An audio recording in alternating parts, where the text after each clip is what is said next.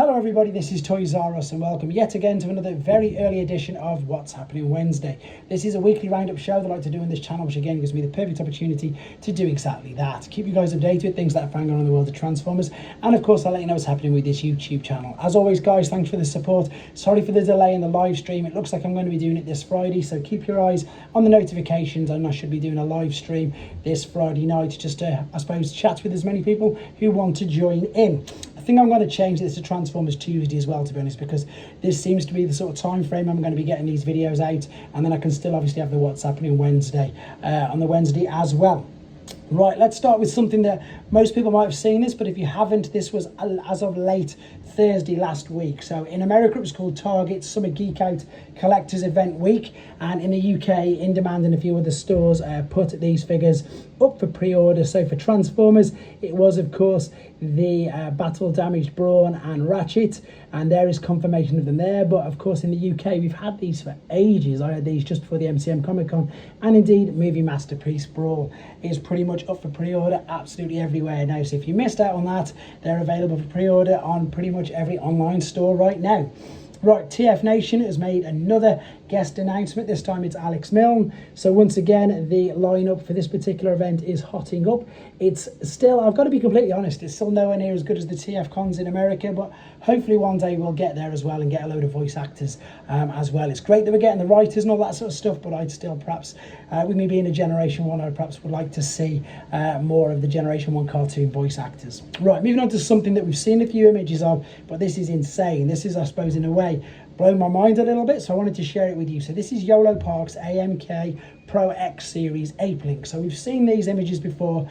Now we've got from the Yolo Park website via TFW 2005 them unboxing and building it up. So this, of course, we've seen is the finished article, which looks great. And as I keep saying, guys, and I hate saying this, I'm going to say it in a second, here is the difference in the pack size compared to the standard Optimus Primal on this Ape Link figure. So Ape Link, even though it's not the tallest, it's got the most parts. It's got a stand. Look, it's got 4 trays there.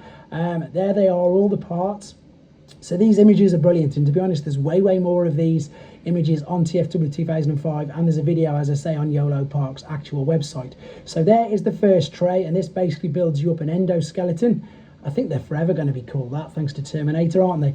Then you've got the other 2 trays where you start to add pieces to it, and you just start to bulk this out. So the detail on this is incredible. The articulation is going to be off the charts, because as you can see, you are literally piecing the whole and entire figure together bit by bit. Then you start adding the weapons, bulking it out, giving the details right down, you know, look at the hips, look at the details on there, the abdomen, etc.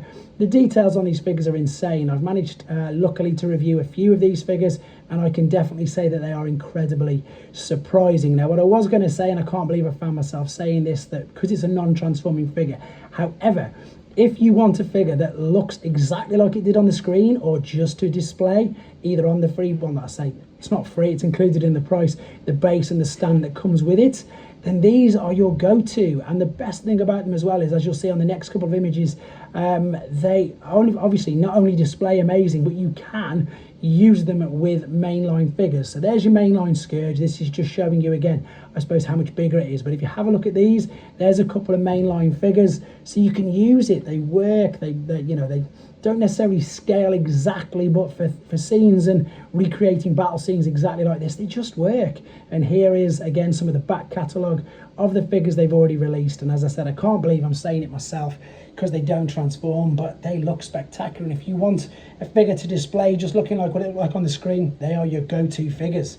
Right, moving on to something that Mark Lonis is teasing at the moment, and we're going to get more information on this as soon as he puts it up on his Instagram. This is, of course, going to be the new toy deco of Metalhog. It's going to be interesting to find out exactly why they didn't perhaps go with these colour schemes initially, because let's be honest, that looks way better. Moving on to more third-party stuff, and yes, Pete, you know you love it, my third-party oracle was completely correct.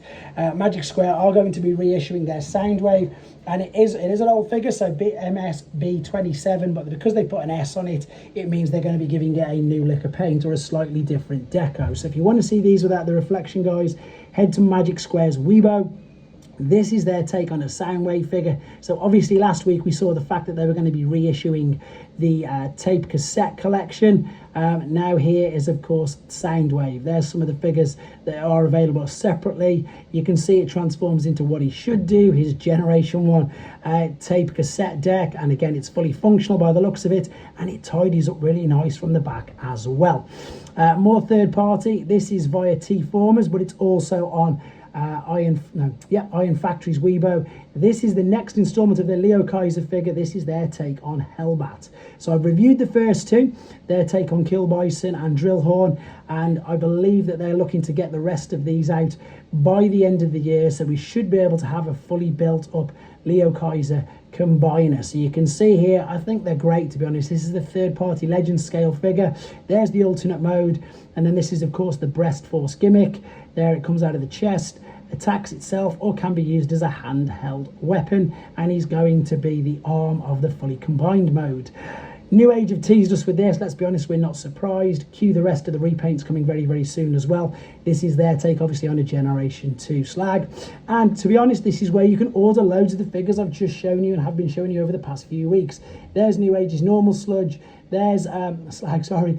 There, I was going to say slug, but I mixed it up. There's the Cyan Cultures 2 train bots. There's the movie Masterpiece Brawl. There's that incredible Rodimus figure on the top.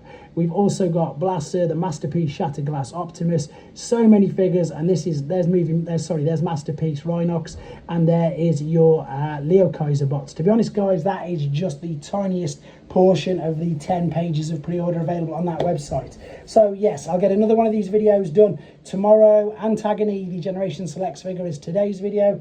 I've got a sideswipe video done, and I need to get around to doing the Pangu Huge Optimus and of course Nemesis. So loads to look forward to, guys. As always, thanks for the support. Take care.